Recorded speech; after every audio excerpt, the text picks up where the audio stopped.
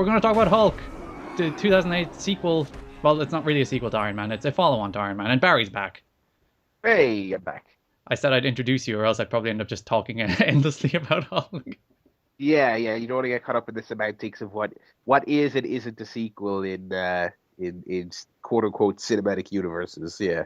Yeah, because I think even technically this is considered a loose sequel to Hulk 2003. Is it really? I think that's what it was envisaged as. Oh, okay. Yeah. At some stage along the way. Because I think that's why they kind of dispose of the whole like backstory at the very start. It's just like, yeah, he's Hulk now. Yeah, that was one of the first things because I've already seen this film once previously. I rewatched it yesterday in preparation for this, and that's actually the first thing that jumped out at me. I completely forgot about it. Yeah, they like roll the origin story essentially like into the credits almost. Yeah, it's just like a quick little montage. I feel like that's one of the tough conundrums of not just MCU but all modern superhero films that are revisiting established characters. Like Batman gets reinvented every couple of years and so on. Spider-Man is a really great example. It's like you have to ask yourself the question: do you redo the origin story five or so films into a character's film history? It's tough because basically, kind of what you're asking yourself is this character enough of a cultural icon that we don't have to keep saying this? Which is a tough thing to measure. I guess for Hulk, this was a solid guess. I think most people know the gist of the setup, He gets shot with radiation, and he's a big green monster now. You and don't he really need to explain it that often, do you? and he has and there's a lady involved who he likes, and that's kind of it. Yeah, It's the same with Spider-Man. It's like how many times do you need to say with great power comes great responsibility? yeah. We We gotta kind watch Uncle Ben die every time. Yeah, watch poor Martin Sheen die this time, and I'm sure they'll have an Uncle Ben of some sort in the Tom Holland films. They just probably will do it in flashback in film three or something. Yeah, I think they've said on the record they're not doing origin story for this one, which is neat.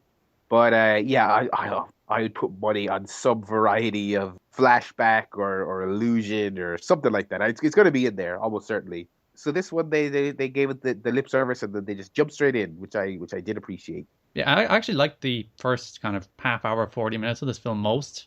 The whole Brazil stuff, where he's just kind of in hiding, trying to keep the Hulk subdued.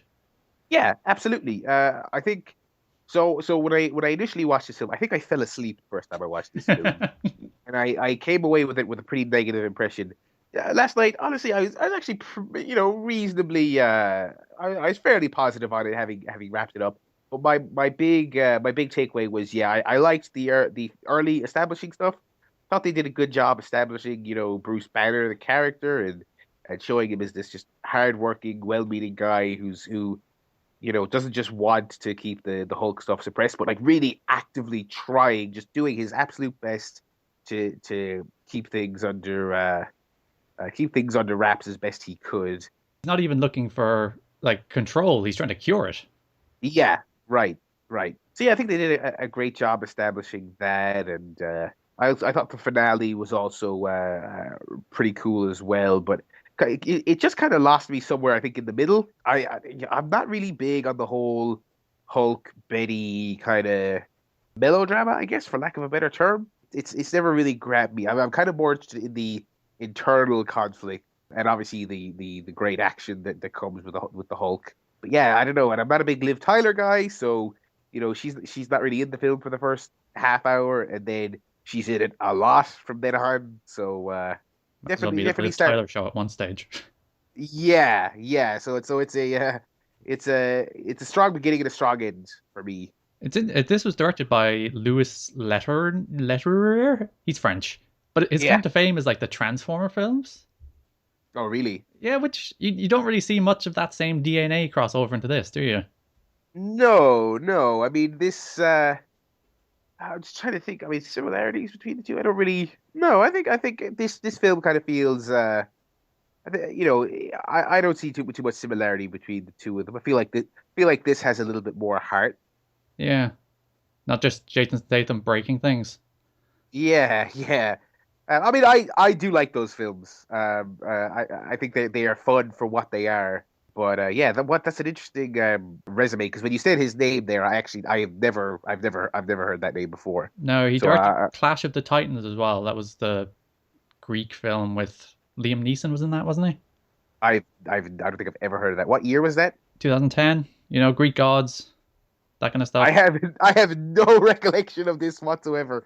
Was this a flop? Do you know? I've never Liam Neeson Clash of the Titans. Wow. Or was it? They made a sequel as well, Wrath of the Titans. Yeah, Ray Fiennes was in it as well, and Sam Worthington. Jeez, maybe it's possible I just I lived under a rock that year or something, but I I've remember when never heard of Sam that. Worthington was a thing. Yeah, yeah. I suppose that was kind of pre Liam Neeson being like the go-to action hero. Now that's just all he does, you know. Yeah. Um, Have you seen Now You See Me, actually? no, He no. directed that as well. I really like that. So What's that one about? that's the magic one with Jesse Eisenberg. Oh, yes, yeah. I haven't seen that yet, but I know the sequel came out that people weren't super hot on, but I've heard good things about the original. Um, Unleashed with Jet Li. I like that film. this is a what a weird little resume this is. Yeah. And now the Hulk. Yeah. I suppose you can see why you'd get him to direct kind of an action film or a superhero action film. Yeah, with that resume, yeah. Ed Norton plays the Hulk. Yeah, his one and only appearance as the Hulk. It's hard to watch, a very early MCU movie without in your own mind framing it as an MCU movie. So I didn't want to just constantly be saying, "Oh, well, Mark Ruffalo, Mark Ruffalo," but I was just like, I think it's a solid, fine performance. Nothing really bad about it. I think he's pretty good. I like Ed Norton, but it's just kind of tough to. I really just think Mark Ruffalo just nails it, and yeah, it's fine, but I didn't watch this coming away feeling like, oh, we're really missing out by not getting more of this, Ed Norton. Yeah, it is hard not to compare him to Mark Ruffalo because like when Mark Ruffalo just pops up in the Avengers, it's like you're everything this character should be. Yeah, And he then you watch even Ed Norton, and Ed Norton is fine, but like he doesn't get the kind of tortured side of it quite right, and even like some of the comedy doesn't land. yeah It's just just reshoot this film with Mark Ruffalo. yeah just like digitally alter it. You can do that. Technology is amazing. When Paul Walker died, they did that with Fast Seven, and Yeah. that you get that Hayden Christensen Return of the Jedi tech in there. Or I'm like, sure you or could if you do. look at Civil War, they made Robert Downey Jr. look like a 20-year-old. Surely they can Oh fit someone else into this man, film. that was creepy. My God, I was like, the tech was good enough, just that I didn't immediately twig what was going on. But I just remember that scene. It's like, wait, what am I looking at? My 3D glasses gone weird. This is terrifying. But I Oh, it was digress. horrifying. But uh, but yeah, Norton solid. I don't have too much bad to say about him.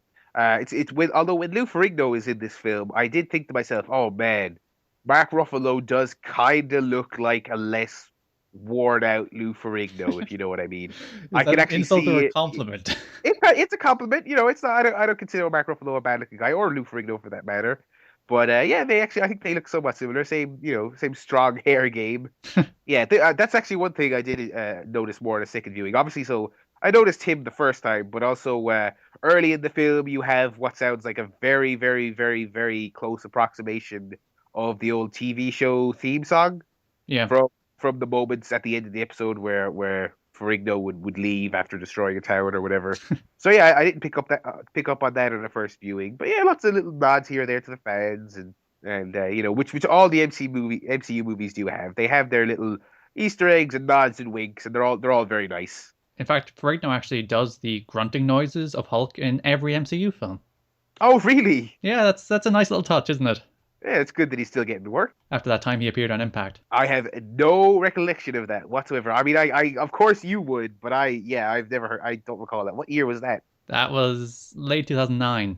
Really? I was watching the Impact every week back then. I don't know how I'm sure if I saw a clip of it, it would jog my memory. But Yeah, wow. Mick Foley was on the search for Hulk Hogan, and he found the Hulk Lou Ferrigno instead. Oh, you know what? I do remember this. Yes. Oh, yes. Okay. Very good. Yeah. Oh, Classic TNA skits. Mick Foley's TNA run. How about that? It wasn't that bad. It wasn't the worst, but yeah. But anyway, talk about the actual Hulk here, not the racist one. Talk Yeah. about the good one, the pure one. But what did you make of Tim Roth? Because I was kind of mixed on him. I like Tim Roth a lot as an actor, but something about him as a backflipping action hero didn't wash with me on some level. No, it doesn't seem like the kind of thing that's in his wheelhouse, does it? No, no, and that's the thing about action is I think you either got it or you don't. Action isn't the pinnacle of cinema, so if someone, I'm not saying Tim Roth sucks, obviously, because he's better at a lot of other things, and he's been excellent in films, much better than this. Yeah, it just didn't look right, it just and he's a charismatic guy, and he's even like take him out of the action scenes, even just his exposition and just all every time he spoke, it's just I just don't buy this guy as intimidating. It's weird. It's weird because I think if you're making the second film in what the studio hopes is going to be a gargantuan franchise,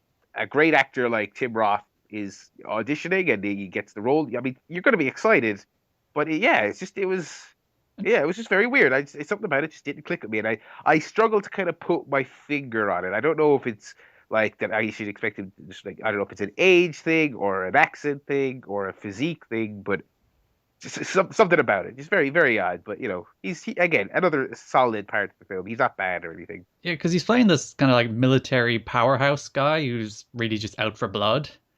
Yeah, And that just doesn't seem like a Tim Roth kind of character, does it? no, no. Or like if it was a character, like I could see him playing that kind of character in a Tarantino film, but with the punchline being that he's just maybe underhanded or a bit of a sneaky, dick, as opposed to this film where no, he's an actual badass, flipping off the walls, doing all this crazy stuff, and yeah, And then but becoming a yeah, Hulk of his own. becoming a Hulk of his own. Yeah, I thought that aside, I thought the action was solid though. I thought it was a decent array of fight scenes and what have you. And the original at the very start of the film, that chase scene through Brazil is a cool scene. Yeah, and it built nicely to the reveal of Hulk while still doing so very early, which I know is a big criticism of the Ang Lee film. And they Uh, did do kind of like some of the old shortcuts so that they don't have to show Hulk in all of his CGI glory, where it's like, oh, he's in the shadows and yeah, yeah. it's dark everywhere. I think it's natural when you look at a film that's borderline 10 years old.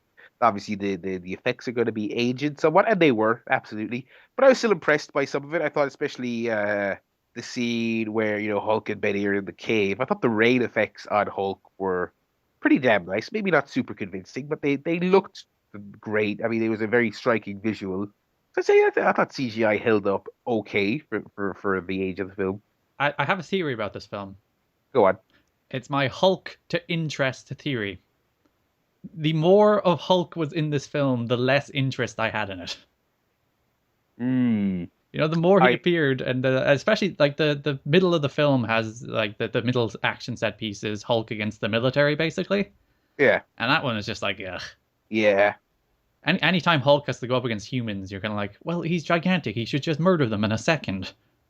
Yeah, yeah, and it's weird, and the abomination fight has a bit more intrigue because they paint it as he's like smarter and bigger and stronger, but yeah, I mean it's just like I mean even if the action is well choreographed, it's still just okay. He's gonna mow people down for 20 minutes here, and no bullets are gonna affect him, and so it's like yeah, it's the Superman problem. Yeah, he's just gonna just slaughter everything, which is the reason I think Hulk worked a lot better than the Avengers when it's just like hordes and hordes of aliens that he could just mow down like indiscriminately and no one cares. I also think that even though I did enjoy this film, a decent amount on a repeat viewing, it still did just cement to me that, like you said, I am glad that Hulk is kind of just relegated to ensemble pieces now, just because I just think it's a tough character to base a feature film around because of kind of the limitations of kind of what you can do because he's a character that has all this collateral damage and like an old running joke about the TV show that he skips town at the end of every episode. You can't really do that in a film. So I do like that he's still in the MCU, but they have limited him and they use him well in the capacity they do. But he's not. I mean, I'm sure they are going to do at some stage do another one, but I do like his limited role. According to Mark Ruffalo, part of the reason they are reluctant to do another Hulk film is because it was Universal Pictures that distributed this film, and I'm pretty sure they still own the distribution rights to solo Hulk films, so Disney are kind of Right. reluctant to make one themselves. Yeah, well, that's and maybe that's for the best. I mean, I think it's one of those things where their hand has been forced, but it's ultimately for the good because I don't know unless you're going to do a really crazy concept like something totally off the wall like Planet Hulk or something like that, Which I think they're where kind of merging in with a Thor film now, aren't they? yeah, so I mean, if you're gonna do something like that, then cool. But I don't think the world really wants another Hulk versus the military, to defend Betty's honor. I don't think they want another one of those. Maybe for the best. I'd maybe leave that one be. But again, with Disney, they like money, so I think the most interesting thing about this film is how literally none of it matters in the broader MCU. oh yeah, absolutely. Like none of this film exists until actually Civil War. William Hurt, who played General Ross, he showed up in Civil War. Yeah. But until then, literally none of this film existed in the universe. All the way down to the leading actor. Yeah, like Liv Tyler and Betty, never mentioned again. That's what I was trying to remember. I was like, okay, does she die here or something? Like what? Or it's like, is there an explanation? Because like she's the love of Hulk's life for as long as Hulk has been a Hulk, and that's not addressed at all in the later films, in the ensemble films. And nope, she lives, and I guess maybe I'm sure when I rewatch Avengers, I'm sure there's some line of dialogue in there, throwaway line where they maybe hand wave that, but I cannot for the life of me recall it. And yeah, I mean, it's like what pretty much the one thing it did was just, hey, it just established, hey, we have Hulk, we're gonna use Hulk. Here's Tony Stark at the end, just to remind you that we're doing the ensemble thing. But yeah, none of the threads carried over, none of the other characters carried over. The actor changed. I mean, yeah, you can. I mean, if someone in the lead up to Infinity War was like, okay, I want to watch the critical MCU films, the ones that are the best and the ones that are the most story important, you could just absolutely, without question, skip over this one. That's one thing I'll be interested in as we keep this going and we keep rewatching them. Going to kind of keep my eye on, especially Phase One. Gonna just watch these films and like, okay, their job is to establish the characters, but also I wonder how many threads are in these films that actually tie into the later ones. Which is actually interesting. William Hurt, who did play General Ross, was promoted to Secretary of State between now and Civil War, in spite of unleashing two gigantic monsters upon a city. So good for Yeah, him. yeah, that's great. Well, U.S. politics. What are you gonna do? That is very true. Yeah. I actually thought the Ross character was one of the weaker ones. I would have thought he would have worked better as a character if he was just opposed to the Hulk based on the fact that the Hulk is gigantic and can murder everybody, as opposed to the whole I want to create super soldier stuff. Yeah, that's the whole Marvel, the MCU trope of the majority of the villains just want to turn superhero X into an army of superhero X. That's in fact I think this. I was about to say this might be the first one, but I guess Iron Man is technically about a guy wanting to harvest that power for himself. Yeah, like the So, end of Iron Man features two Iron Men fighting, and the end of Hulk yeah, features two Hulks fighting. yeah, get used to that, everyone. The two Hulks fighting is a better scene. It is actually, yeah. I thought the big climactic fight was pretty cool. I did like it, but I think that trend continues all the way through to Ant-Man when they have the fight over the Ant-Man suit. I think that's how that movie ends. I can't remember, Yeah, but it's that is this is the archetypal solid Marvel film.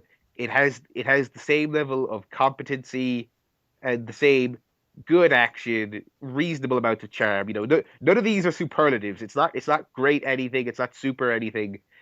But it's certainly not bad in almost any regard, and it's just kind of very casually leaning on some of those tropes that as we go through this series we'll see are super prevalent. I was actually thinking about this because they were talking about like they mentioned World War II and super soldiers to lay some seeds for Cap, Yeah, and like Phase One was very militaristic when you think about it, because like Hulk was opposed to the military, Iron Man had this whole military thing going on, and obviously Captain America is a war soldier. So it's like yeah. there's a lot of military stuff going through these films. You're right, actually. Yeah, and it's almost. And I know there's a lot in Thor as well. I'm pretty sure there's soldiers investigating like his land site stuff like that. I'm pretty sure. I can't remember, but it's almost like comics themselves. They start street level, for lack of a better term, but when they run for so long and they've run through so many ideas that just like the later phases of the cinematic universe, they have to start going to space and interdimensional stuff has to start happening. So yeah, these early ones are pretty much just dudes fighting other dudes. Some of them got guns. I was reading about like the history of Hulk stuff, and Hulk, like unlike Iron Man, Hulk has had a lot of like TV shows and cartoons. There was like some in the 70s and 80s. There was some like TV movies that featured Hulk and Thor crossovers with Wilson Fisk as the villain. Oh, weird. I've never seen any of that, and Wilson Fisk was played by John Rhys Davies of Gimli fame. Weird. I've never seen this. I've never heard of this actually. No, there were TV movies based on the original Lou Ferrigno show, Hmm. and they had Thor in it. Have you ever seen Good Luck Charlie, the Disney Channel show? No, no. Ah, your lack of Disney Channel knowledge hurts me. I'm actually, yeah, I was a big Nickelodeon guy. I was not a big Disney Channel guy at all. Yeah, the dad in that show played Thor. Damn, I'm sure, you know what? These have to be online somewhere. I guarantee you someone had a VHS of this and uploaded it somewhere. Ah, it's on YouTube, no doubt. Oh, yeah, absolutely. Absolutely. Wilson Fisk, wow. I know. And Daredevil in like random 80s Marvel films. Damn. I watched the 2003 film this morning, actually, the 2003 Hulk film. So what were your, so I haven't watched that since I saw it when I was like 10. So what were your prevailing thoughts coming away from that on its own and compared to this one? It's very ambitious. Okay. I think it tries to be more than a superhero film because it's Ang Lee directing it. Like, that's some pretty reasonable directorial heft. Absolutely. And it doesn't work. It's very long. It's tremendously dull. It's really not a good film. But you kind of admire its ambition because it was released in 2003, which was the same year Spider-Man was released, 3 years after X-Men was released. X-Men 2 was released in 2003, and like Daredevil would come after. And it does try to be a lot more artsy and kind of legitimate compared to a lot of those superhero films. Yeah. Then it does run 26 minutes longer than the 2008 film. And it's just, no, by the end. It's just like, no. I don't want to see Nick Nolte just shouting about how I want the Hulk's power. And yes, that is what that film is about. He wants the Hulk's power. Of course, yeah. Yeah. I mean, I like the idea of somebody having some slightly more grandiose ambitions for a superhero genre, but I don't know if Hulk is really going to be your vehicle for that. It's a tough character to write. To give credit to all the people who've made lackluster Hulk efforts that I have maybe criticized. I don't envy you, and I don't know that I could write a great Hulk film or story in any capacity. He is just a weird character. He's because like the core conflict is pretty solid. The idea that he is a man who does not want this power. So there's some emotional stuff you can do with that, but then just when he turns into Hulk, it's what do you do? Yeah.